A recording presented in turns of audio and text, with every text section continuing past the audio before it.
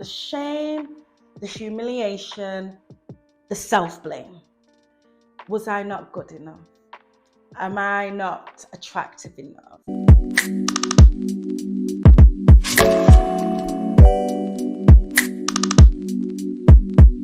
So I wanted to do this video for the person who has gone through infidelity and is wondering why they keep going through different sort of layers of devastation. Well, I call them the 4 layers of devastation because that's how it hits.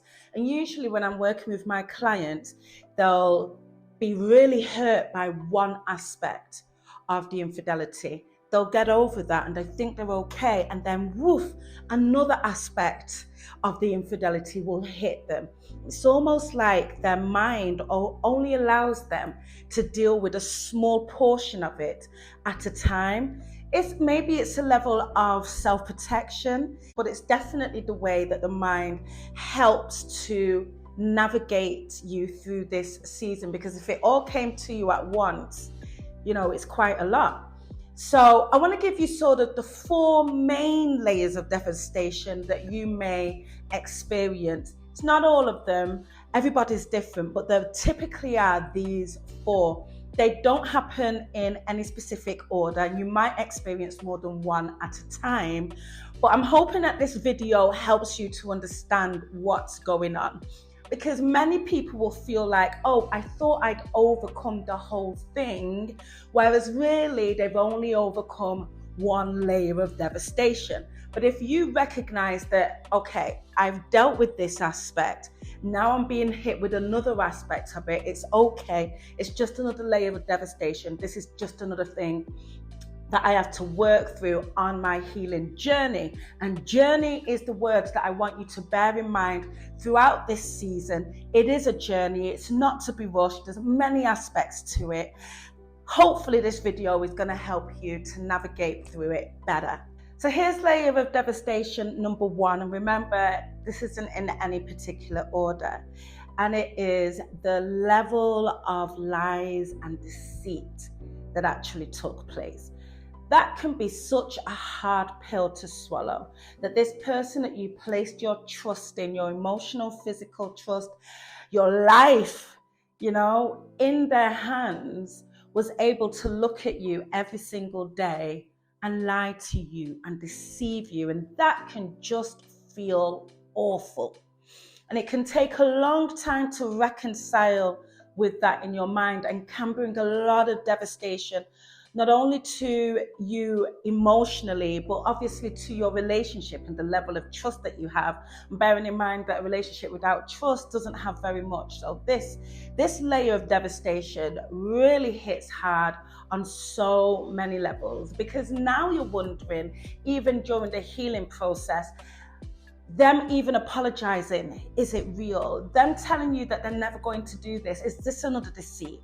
Them telling you that they just want to be with you, they want to make this work with you, is this another lie? And it's so hard to overcome this layer of devastation, but you can overcome it. The second layer of devastation is the fact that your partner had an emotional and or physical connection with somebody else. That special thing that was supposed to be between you and your partner only was shared with somebody else. That connection and level of intimacy was shared with somebody else. That emotional and physical connection was sacred between the two of you, and now it just feels like it has been soiled, messed up, smashed into pieces, stamped all over. And this is the layer of devastation that starts to leave an imprint in your mind. Even if you didn't see anything or you didn't have any picture evidence, you start to build a picture in your mind. And that can be the part that's really hard to get over. How do you begin to erase those pictures, whether you've seen them or the messages that you might have seen, or the things that you've just conjured up in your mind based on what you've heard? How do you begin to erase them? This is a really tough layer of devastation. So the third layer is a little bit like the first. So the first one is actually recognizing and accepting that my partner is actually able to and did lie to me and deceive me. This one is actually just reconciling with the fact that there's no trust. You cannot trust this person at this stage. And deciding to stay in a relationship knowing that there's no trust is another layer of devastation, right?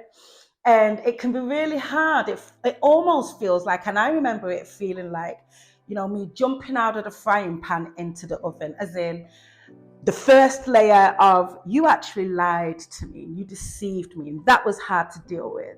And now that we're talking about and exploring the idea of making this relationship work, I actually now have to go through or reconcile with the idea of stepping into this situation again, knowing that I don't trust you, right?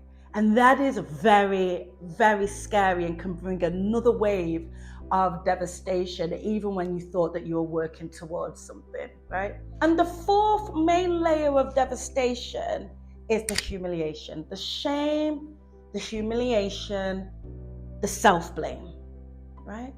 So it's just the fact that this happened to you. Was I not good enough? Am I not attractive enough? Could I not keep my marriage? Could I not keep my man or my woman? Right? Am I less than?